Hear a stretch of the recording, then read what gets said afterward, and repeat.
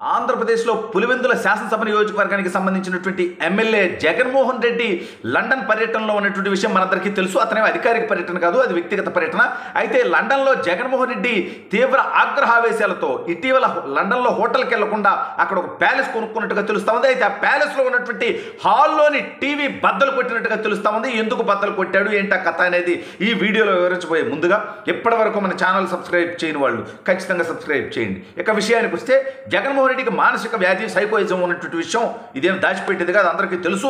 అతను రెగ్యులర్గా టీవీలు పగలు కొడతా ఉంటాడు. తన కోపం వచ్చినప్పుడల్లా, తనకు నచ్చని అంశాలు జరిగినప్పుడల్లా అనేది మనందరికీ తెలుసు. తాడేపల్లి కోటలో ఎన్నో టీవీలు గతంలో పగిలాయి.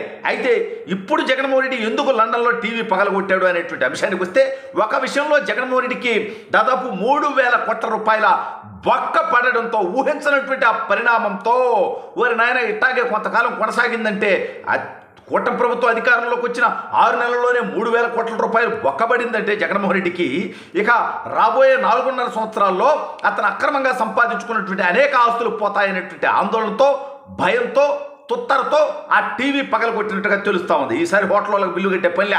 ఎందుకంటే ఇతగాడ అక్రమంగా సంపాదించుకున్నటువంటి డబ్బు ఏదైతే కేమన్ ఐలాండ్స్ యూకేకి అక్కడికి తీసుకెళ్లి మార్చేసుకున్నాడో ఆ డబ్బుతోనే ఒక ప్యాలెస్ కట్టుకొని లండన్లో కూడా అక్కడ ఉన్నటువంటి ప్యాలెస్లో ఉన్నటువంటి టీవీనే పగలగొట్టుకున్నాడు. సరే, ఎందుకు 3,000 కోట్లు పోయాయి అంటే రాష్ట్ర ప్రజలు ఒక్కసారి గమనించాలి.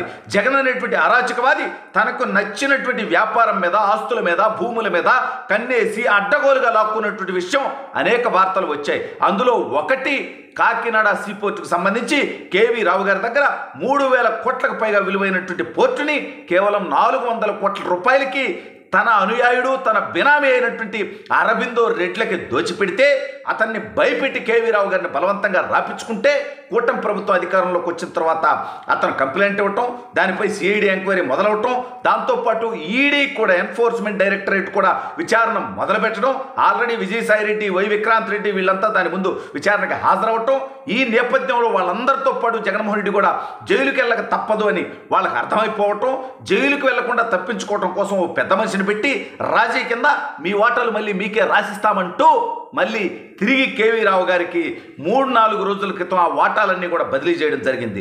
అంటే జగన్మోహన్ రెడ్డి గత 5 సంవత్సరాల్లో తాను ముఖ్యమంత్రిగా ఉన్నప్పుడు ఏదైతే దోచుకున్నాడో అందులో నుంచి 3,000 కోట్ల రూపాయలు 4 రోజుల క్రితం ఒకే ఒక్క సంతకంతో తన అక్రమ సంపాదన మళ్ళీ పోయి ఎవరైతే వాస్తవమైనటువంటి ఆ యొక్క ఆస్తికి అర్హత కలిగినటువంటి వ్యక్తులు ఉన్నారో, ఆ ఆస్తి ఎవరైతే ఒరిజినల్ ఓనర్ ఉన్నారో వాళ్ళకి చెదిపోయింది. ఇది కాకుండా జగన్మోహన్ రెడ్డి అనేటువంటి వ్యక్తి దావోస్ పోవాలంటే 5 డిగ్రీలు, అక్కడ -5 డిగ్రీలు వాతావరణం ఉంటుంది కాబట్టి అక్కడ చాలా చలి ఉంటుంది.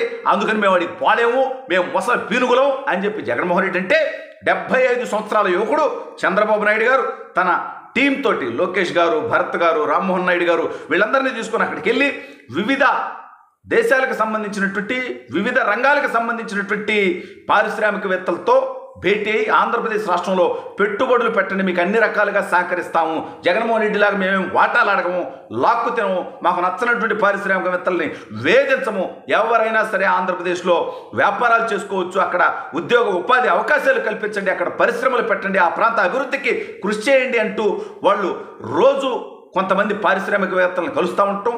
అందులో అనేక మంది ఇక్కడ పెట్టుబడులు పెట్టడానికి సిద్ధమవుతుంటాం. ఇవన్నీ కూడా పక్కనే ఉన్నటువంటి, అంటే ఇప్పుడు చంద్రబాబు నాయుడు గారు, లోకేష్ గారు వీళ్ళంతా దావోస్లో ఉంటే ఈ పులివెందుల ఎమ్మెల్యే జగన్మోహన్ రెడ్డి లండన్లో ఉన్నాడు, అది కూడా కోర్టు పర్మిషన్తో. గతంలో కూడా జగన్మోహన్ రెడ్డి విదేశాలకు పోవాలంటే కూడా కోర్టు పర్మిషన్ అవసరం అయ్యేది. ఇప్పుడు చంద్రబాబు నాయుడు గారు, లోకేష్ గారు కోర్టు పర్మిషన్తో పోలా, ఈ రాష్ట్రానికి పెట్టుబడులు తీసుకురావడం కోసం పోయాడు. జగన్మోహన్ రెడ్డి ఏమో కోర్టు పర్మిషన్ తీసుకొని ఇక్కడి నుంచి పోయి, సరే ఇక్కడ గతంలో దోచుకున్న డబ్బు అక్కడ దాచిపెట్టుకున్నాడు, గతంలో ఇతను దావోస్ పోతా అని ప్యారిస్లో దిగేవాడు, ఆమ్స్టర్డామ్లో దిగేవాడు, లండన్లో దిగేవాడు, అక్కడి నుంచి సీక్రెట్గా కేమన్ ఐలాండ్స్ పోయేవాడు, అనేక రకాలైనటువంటి ఆరోపణలు వస్తే ఏ రోజు వాటికి సమాధానం చెప్పినటువంటి స్థితి గతి జగన్మోహన్ రెడ్డికి లేదు. ఈ నేపథ్యంలో ఆల్రెడీ దోచుకున్న ఆస్తులు అనేకం పోయేటట్టుండే స్వామి అనేటువంటి ఆందోళనతో జగన్మోహన్ రెడ్డి లండన్లో ఉన్నటువంటి తన సొంత ప్యాలెస్లో ఉన్నటువంటి టీవీని పగలగొట్టినట్టుగా తెలుస్తూ ఉంది. ఇప్పుడేం హోటల్కి బిల్లు కట్టబడలే, ప్రభుత్వ ఖజానాకి బొక్క ఏమీ లేదు. ఎందుకంటే అతను జస్ట్ ఇప్పుడు బొక్కలో ఎమ్మెల్యే కాబట్టి అతనే కట్టుకోవాల్సిందే, అతనే మరో టీవీ కొనుక్కుంటాడు. ఎవడు సొమ్ము మళ్ళీ ప్రజల నుంచి దోసుకున్నటువంటి సొమ్మే కదా. ఇది కాకుండా అనేక మంది ఐపీఎస్ల మీద, ఇప్పుడు గతంలో సిఐడిలో ఉండి జగన్మోహన్ రెడ్డికి ఊడిగం చేసినటువంటి పివి సునీల్ మీద ఇటీవల ఎంక్వైరీ మొదలైపోయింది. మరోవైపు సంజయ్ ఐపీఎస్ సంజయ్, సిఐడి సంజయ్ మీద కూడా విచారణ ప్రారంభమైపోయింది. వాళ్ళందరూ కూడా జైలుకి వెళ్ళేటువంటి పరిస్థితి వచ్చింది. జగన్మోహన్ రెడ్డిని నమ్మితే ఎవడి బతుకైనా ఐఏఎస్లు కానీ, ఐపీఎస్లు కానీ, పారిశ్రామికవేత్తలు కానీ, వైసీపీ నాయకులు కానీ, మంత్రులు కానీ, శాసనసభ్యులు కానీ ఎవరినైనా సరే రాచుప్పినగా సింగిల్గా పోదు, చాలా మందిని తీసుకుపోద్దని జగన్మోహన్ రెడ్డి లాంటి డెకాయిట్టు సింగిల్గా జైలుకు పోడు. తనతో పాటు కొన్ని వందల మంది ఐఏఎస్లు, ఐపీఎస్లు, పారిశ్రామికవేత్తలు, వైసీపీ నాయకులు, ఎమ్మెల్యేలు, శాసనసభ్యులను కూడా, ఎమ్మెల్యేలు, మంత్రులను కూడా తీసుకెళ్ళటానికి సిద్ధమైపోయాడు.